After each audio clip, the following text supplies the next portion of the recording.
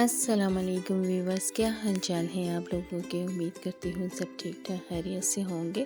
Cooking میں سنا میں ویلکم۔ آج ہماری ریسیپی کا نام ہے وائٹ چکن منچورین، جو انشاءاللہ آپ لوگوں کو بہت پسند آئے گی۔ جس طرح ریڈ منچورین ہوتی ہے ہم فرائیڈ رائس کے ساتھ کھاتے ہیں، اسی طرح یہ وائٹ منچورین ہے۔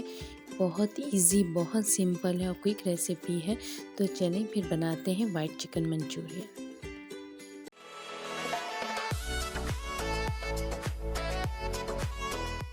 یہاں سب سے پہلے میں نے ایک پاؤ چکن لیا، اسے کیوبس شیپ میں کٹنگ کر لیا۔ اس میں 1 چمچ لہسن پاؤڈر ایڈ کیا ہے، 1 چمچ نمک ایڈ کیا ہے، آدھی چمچ کالی مرچیں پیسی ہوئی ایڈ کر دی، آدھی چمچ سفید مرچیں پیسی ہوئی ایڈ کری ہیں، اور 1 انڈا ایڈ کر دیں گے، اور 1.5 سے 2 چمچ کارن فلور ایڈ کریں گے، اور پھر چکن کو اچھے سے مکس کر لیں گے تاکہ جو مسالے ہم چکن میں ایڈ کیے ہیں وہ اچھے سے انڈا کارن فلور کے ساتھ مکس ہو جائیں۔ اور 20 سے 30 منٹ کے لیے ہم چکن کو رکھ دیں گے تاکہ مسالے اچھے سے چکن پہ لگ جائیں، اور پھر اسے ہم ڈیپ فرائی کریں گے۔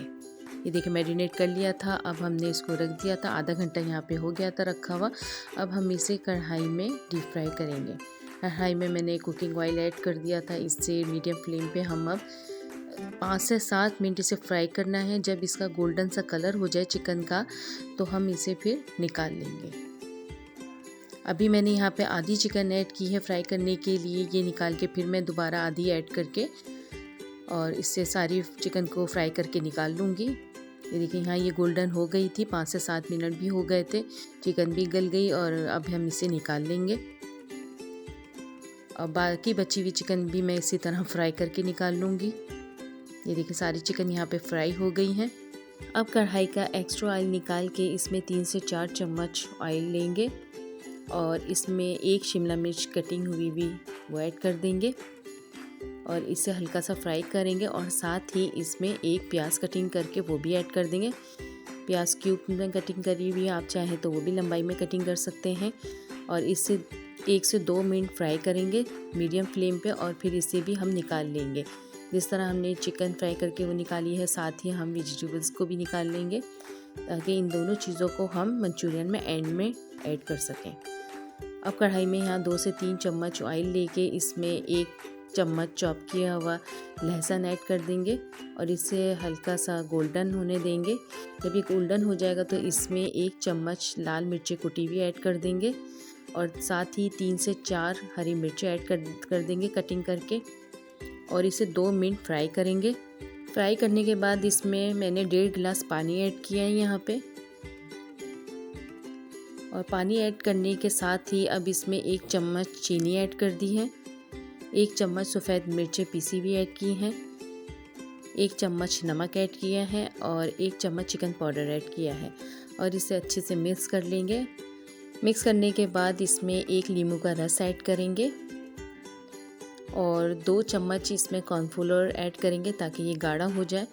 ابھی ہم نے اس میں سے پانی ایڈ کیا ہوا، کارن فلور ایڈ نہیں کیا ہوا۔ کارن فلور ہم اس کو گاڑھا کرنے کے لیے ایڈ کرتے ہیں۔ یہاں پہ 2 چمچ بڑے کارن فلور کے لے کے اس میں پانی ڈال کے اسے اچھے سے مکس کر لیا۔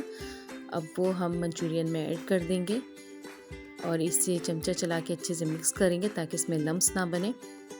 اور اگر آپ کو یہ بالکل وائٹ چاہیے تو اس کے لیے آپ اسٹارٹنگ میں جو میں نے 1 چمچ کٹی ہوئی لال مرچیں ایڈ کی تھی وہ نہ ایڈ کیجیے گا، باقی سارے مسالے آپ اس میں ویسے ہی ایڈ کیجیے گا جو میں نے ایڈ کیے ہیں۔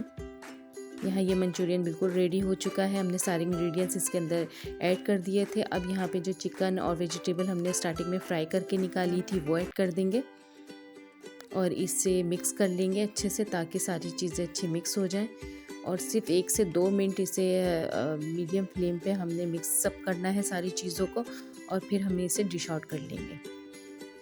وائٹ چکن منچورین ریڈی ہو چکی ہے، ماشاءاللہ ماشاءاللہ بہت مزیدار بنی تھی۔ ایک بار تو آپ بھی ضرور ٹرائی کیجئے، انشاءاللہ آپ کو بہت پسند آئے گی۔